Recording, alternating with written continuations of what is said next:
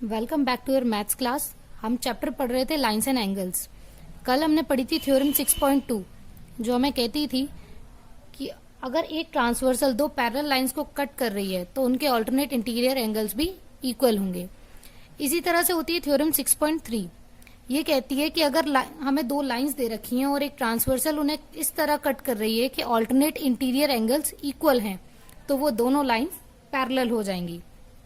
उसके बाद आती है थ्योरम 6.4 जो कहती है कि अगर एक ट्रांसवर्सल दो पैरेलल लाइंस को कट कर रही है और उनके जो interior angle on the same side of transversal होते हैं वो सप्लीमेंट्री होते हैं। जैसे कि एग्जांपल हमने ले लिया कि अगर ये P है और Q है, ये दो लाइन है और ये दोनों आपस में पैरेलल हैं और ये ट्रांसवर्सल T उन्हें कट कर रही है।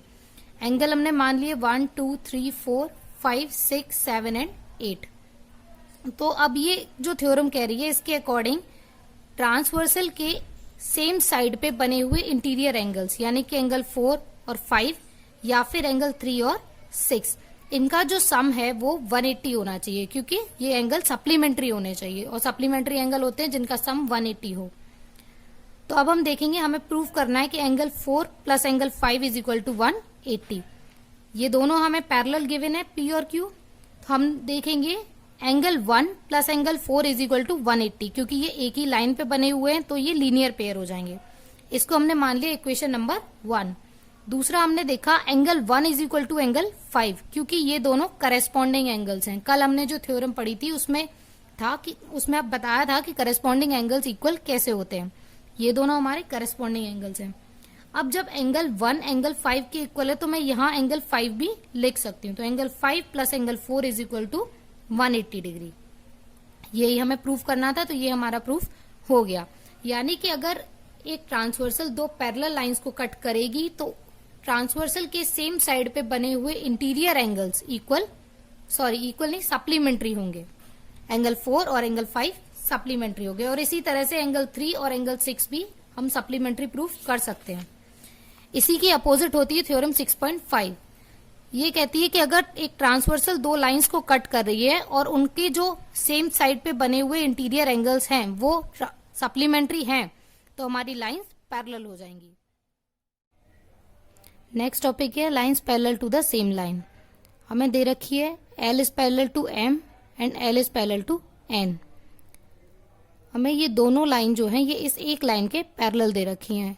तो हम देखेंगे इन तीनों के बीच में आपस में क्या रिलेशन बनेगा। तो हमने ट्रांसवर्सल बना ली T और ये एंगल्स बन गए 1 2 और 3।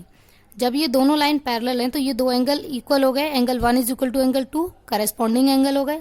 इसी तरह angle 1 is equal to angle 3 ये भी करेस्पॉन्डिंग एंगल हो गए। जब ये दोनों एंगल 1 के इक्वल हैं तो ये दोनों भी आपस में इक्वल होंगे, एक दूसरे के करेस्पॉन्डिंग बन जाएंगे। तो angle 2 is equal to angle 3 corresponding angles.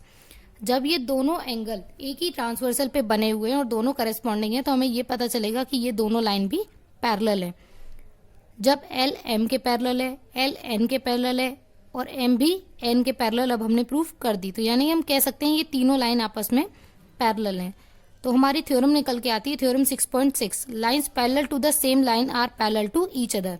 यानी कि ये जो दोनों लाइंस L के पैरेलल हैं ये आपस में भी पैरेलल प्रूफ हो जाती हैं।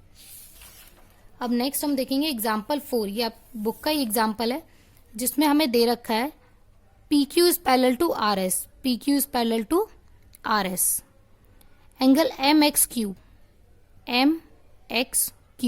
135 डिग्री एंड MYR ये 40 डिग्री दे रखा है। ये दो एंगल हमें गिवन है। हमें फाइंड करना है एंगल X M और Y।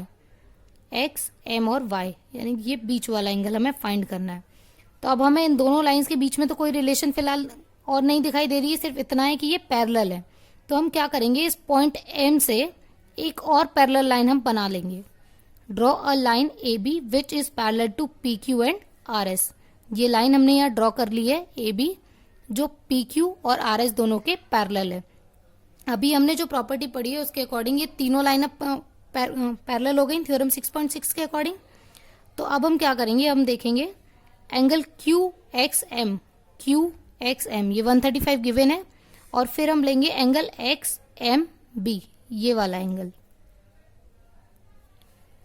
ये दोनों का सम कितना हो जाएगा 180 सप्लीमेंट्री एंगल्स। अभी हमने थ्योरम पढ़ी थी कि अगर ट्रांसवर्सल के एक ही साइड पे बने हुए इंटीरियर एंगल्स का सम 180 होता है, उसके अकॉर्डिंग ये हो गई हमारी।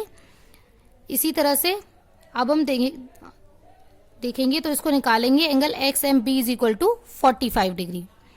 अब हम देखेंगे ये नीचे वाली दोनों लाइंस के बीच में angle R Y M is equal to angle Y M B.